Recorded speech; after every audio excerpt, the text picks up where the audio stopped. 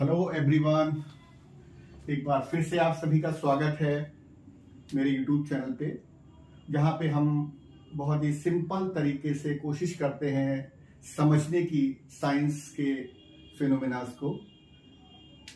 और this topic is from class 10 physics. Light से related topic है और इसका जो फर्स्ट हाफ था वो मैं आपको पिछले वीडियो में बता चुका हूं। That was about human eye and in this topic we will describe the new phenomena which is related to the light. जैसा कि हमको पता है, जब भी जहां पर लाइट पास करती है so it show some basic principle and basic phenomenas, and these phenomenas are number 1 reflection, number 2 refraction, and the third one is dispersion of light.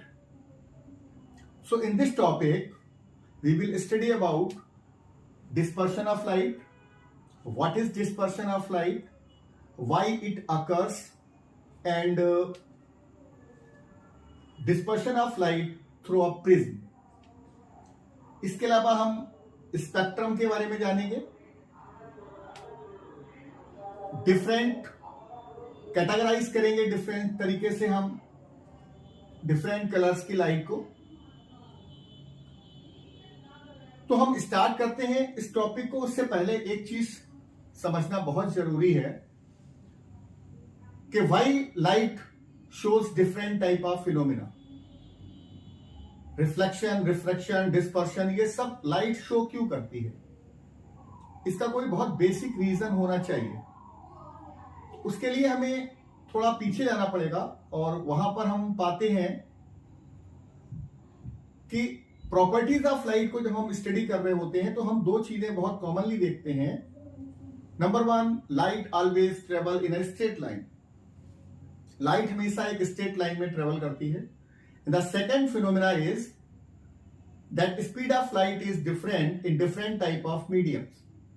अलग अलग मीडियम्स में स्पीड ऑफ लाइट भी अलग अलग होती है।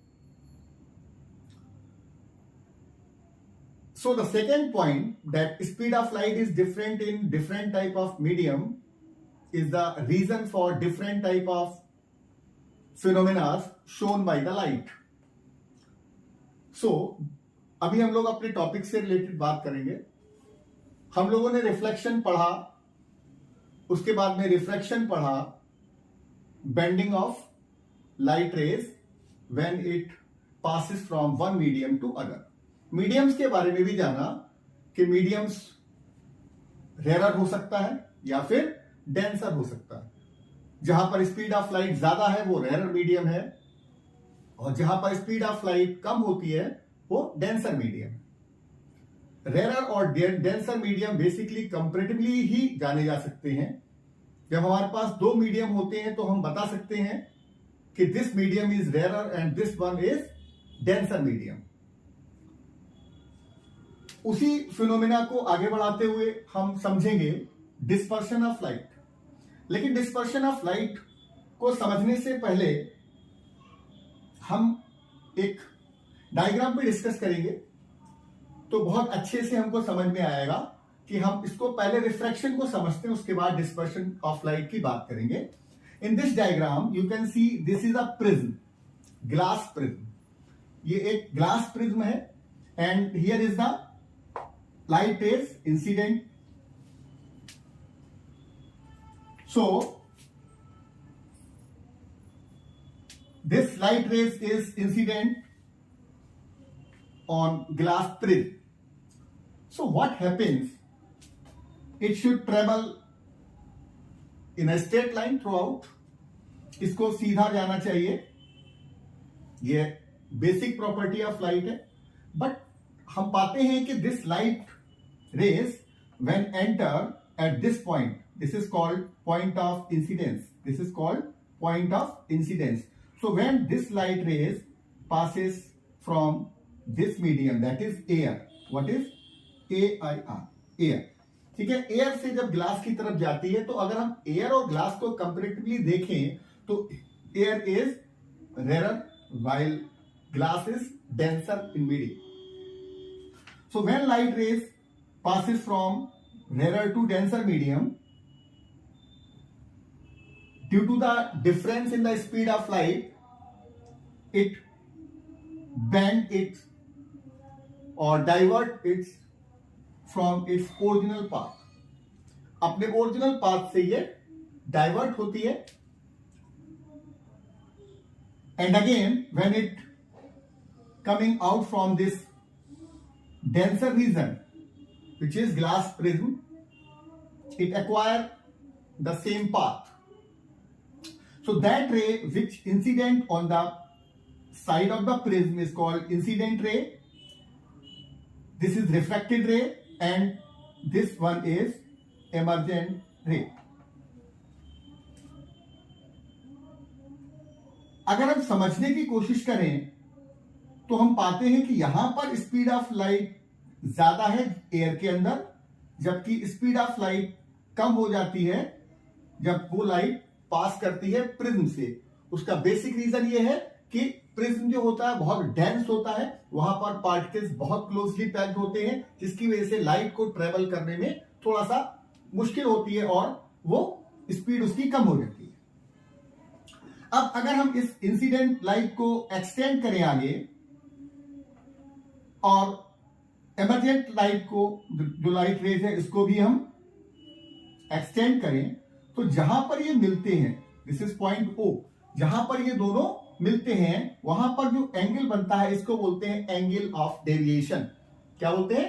Angle of deviation. अगर आप डिफाइन करना चाहो, so this is the angle form by joining the emergent ray and the ray extended from the incident रे।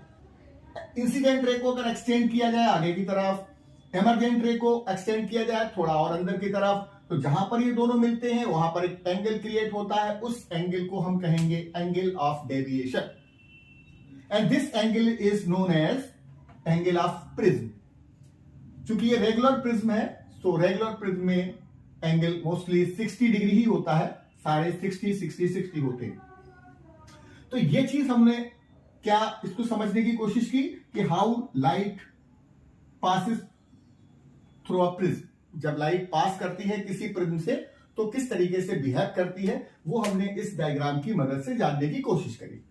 अभी हम लोग बात करते हैं अगले टॉपिक के, and this topic is dispersion of light, one more phenomena which shown by the light raise. So this is basically the splitting of white light. White light क्या होती है ये भी हम समझेंगे। एक्चुअली हम अगर देखने की कोशिश करें तो जो लाइट हम देखते हैं वो व्हाइट लाइट है, and this white light is consist of 7 different type of colour. ये अलग अलग कलर से मिलके बनी होती है। किस तरीके से उसको हम शो कर सकते हैं कि अगर हम ये बहुत दिखाना चाहें कि जो व्हाइट लाइट होती है ये कंसिस्ट करती है 7 अलग अलग डिफरेंट वेवलेंथ के कलर्स को, तो हमें एक सिंपल सा एक्सपेरिमेंट कर सकते हैं विद द प्रिज्म, और हम जब पाएंगे कि जिस तरीके से लाइट, जब ये व्हाइट लाइट है, this one white light, it passes through the prism and split into 7 colours. So the process of splitting of white light into 7 colors on passing through a transparent medium।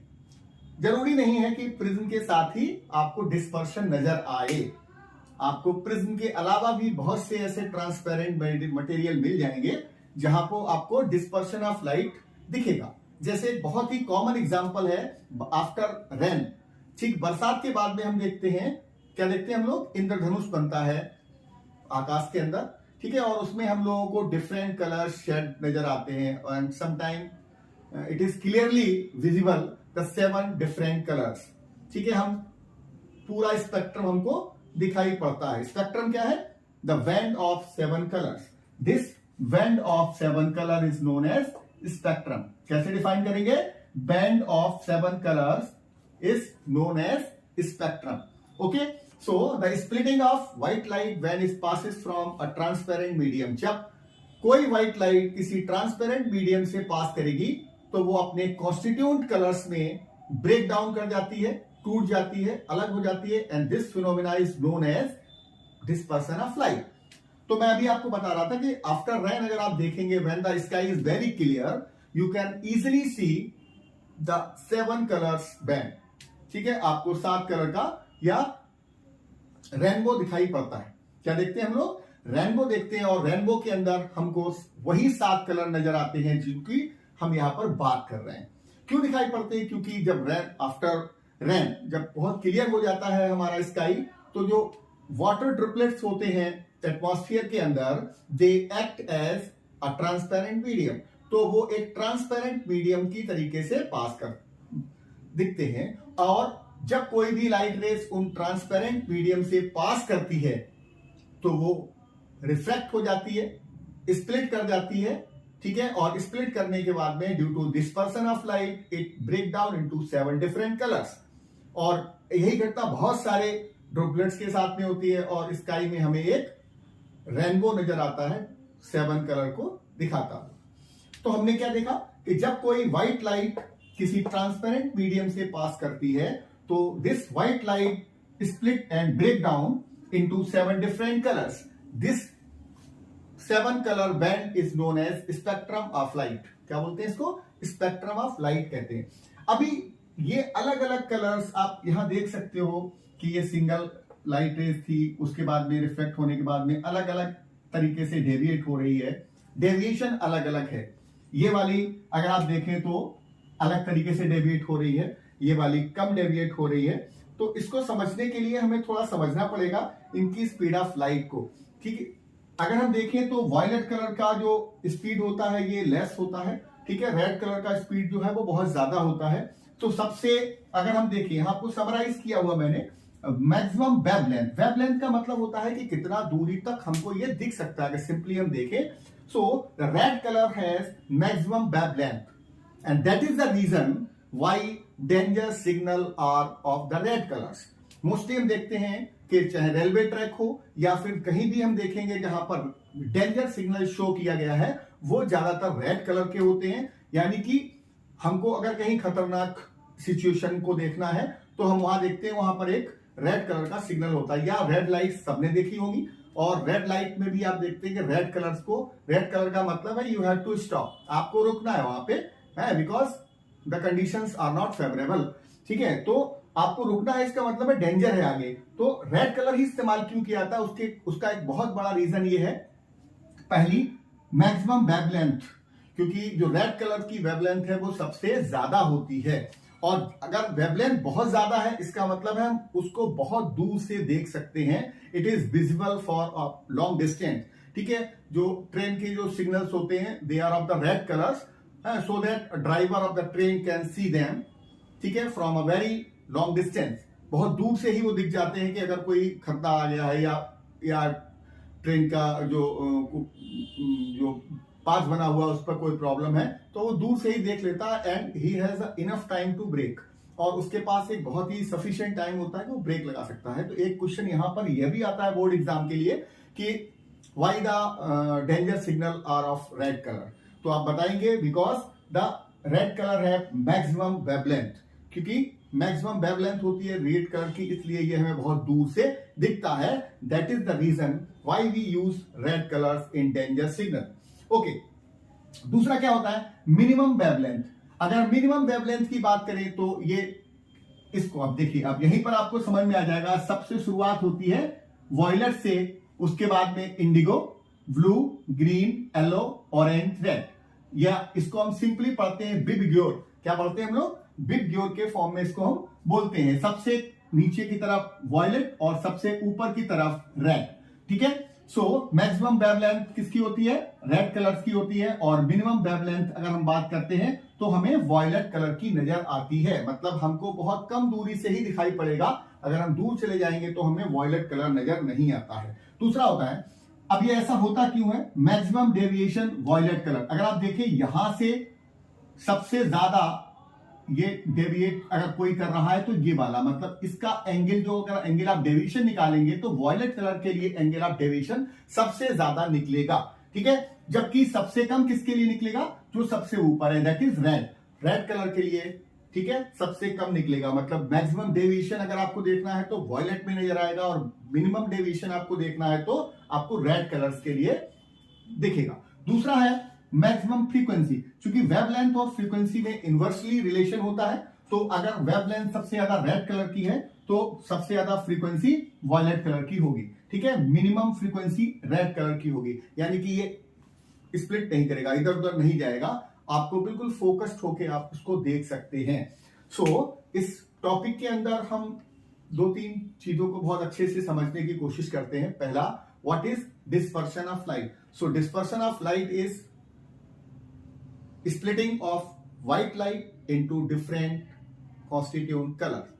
White light का different colours में टूटना क्या कहलाता है, dispersion of light. अब एक आता है कि व्हाई इट अकर्स, डिस्पर्शन होता क्यों है, क्योंकि speed of light is different in different type of medium. अलग अलग मीडियम में अलग अलग तरीके से लाइट ट्रेवल करती है, कहीं पर ज्यादा स्पीड के साथ में, कहीं पर लेस स्पीड के साथ में। तो ज्यादा स्पीड के साथ में जब जाती है तो डेविएट कम करती है, और जब कम स्पीड के साथ में जाती है तो डेविएशन ज्यादा होता है, जो कि आपको दिख रहा है यहां पर वॉयलेट और रेड के केस के साथ में। उसके बाद में हमने यहां पर पढ़ा किसके बारे में, एंगल ऑफ डेविएशन के बारे में। Angle of, this is very important question from the point of view, ठीक है। अगर हम बोर्ड के पॉइंट पे देखें तो ये हमको बहुत ही अच्छा क्वेश्चन मिलता है, what is angle of deviation. Angle of deviation is the angle form between the emergent रे एंड द रे एक्सटेंडेड रे, जो इंसिडेंट रे है वो और इमर्जेंट रे के बीच में जो एंगल फॉर्म होता है उसको हम लोग बोलते हैं एंगल ऑफ डेविएशन। तो आपने रीजन समझ लिया, ठीक है। डिस्पर्शन ऑफ लाइट क्या होता है ये समझ लिया। एक और क्वेश्चन आता है, व्हाट इज स्पेक्ट्रम।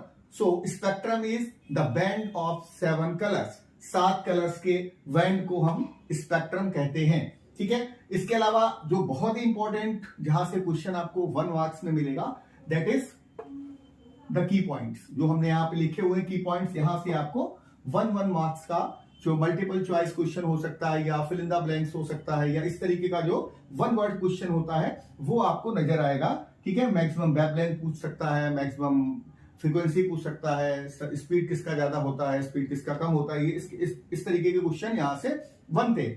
तो इस तरीके से आप पूरा, आपको मुझे लग रहा है समझ में आ गया होगा, ठीक है, कैसे होता है, क्यों होता है, और जब होता है तो किस तरीके के सीक्वेंसेस बनते हैं। एक और क्वेश्चन बहुत इंपॉर्टेंट जो मैंने भी डिस्कस किया था, दैट इज फॉर्मेशन ऑफ, ठीक है, रेनबो किस तरीके से बनता है। This is due to the refraction basically, ठीक है। लेकिन यहां पर हम अगर देखें तो वहां पर भी हमको नजर आता है कि जो डिफरेंट कलर्स आते हैं, मतलब वहां पर हमें दोनों फिनोमिना नजर आते हैं। In case of formation of, जब हम स्पेक्ट्रम की बात करते हैं या रेनबो की बात करते हैं, तो हम देखते हैं वहां पर रिफ्रैक्शन भी है। शुरुआत में रिफ्रैक्शन होता है, क्योंकि यहां तक अगर हम देखें शुरुआत में, तो इतना हिस्सा अगर हम देखेंगे तो यहाँ पर रिफ्रैक्शन ही हो रहा है, क्योंकि लाइट रेज यहां से ट्रेवल कर रही है, वन मीडियम से दूसरे मीडियम में जा रही है, यानी कि एक मीडियम से जाने के साथ जाना चाहिए सीधा इसको, लेकिन जैसे ही दूसरे मीडियम में जाती है डेविएट कर रही है, यानी दिस इज कॉल्ड बेंड हो रही है, this is called refraction of light. और रिफ्रैक्शन के बाद में फिर अभी अगर इस वाले डायग्राम को देखें तो आप देखते हैं कि यहां पर रिफ्रैक्शन हो रहा था, लेकिन यहां तक आते आते डिस्पर्शन ऑफ लाइट हो रहा है, यानी कि वो जो लाइट रेज है वो डिफरेंट कॉन्स्टिट्यूएंट कलर्स में टूट चुकी है, वो अलग अलग तरीके से डिवाइड हो चुकी है, ठीक है, according to their wavelength, according to their frequencies, according to the deviation, ठीक है, shown by the light rays. अगर हम देखें सबके किस तरीके से कौन सी लाइट रेज डेविएट करती है, उसका एक सीक्वेंस बन गया है। तो यहां से 4 या 5 क्वेश्चन है बहुत इंपॉर्टेंट, इसको आप बहुत इजीली अच्छे से केवल इसको 2-3 बार आपको देखना है, और मुझे लगता है you will be in condition to answer these very important questions. Okay, इस टॉपिक के लिए मुझे लगता है इतना काफी है, ठीक है। स्टे ट्यून्ड विद मी, ठीक है। नए टॉपिक में कुछ और चीजों के बारे में, लाइट से रिलेटेड, और फिर उसके बाद देखते हैं कोई नया टॉपिक होगा जिस पर फिर बात करेंगे। Till then, good bye.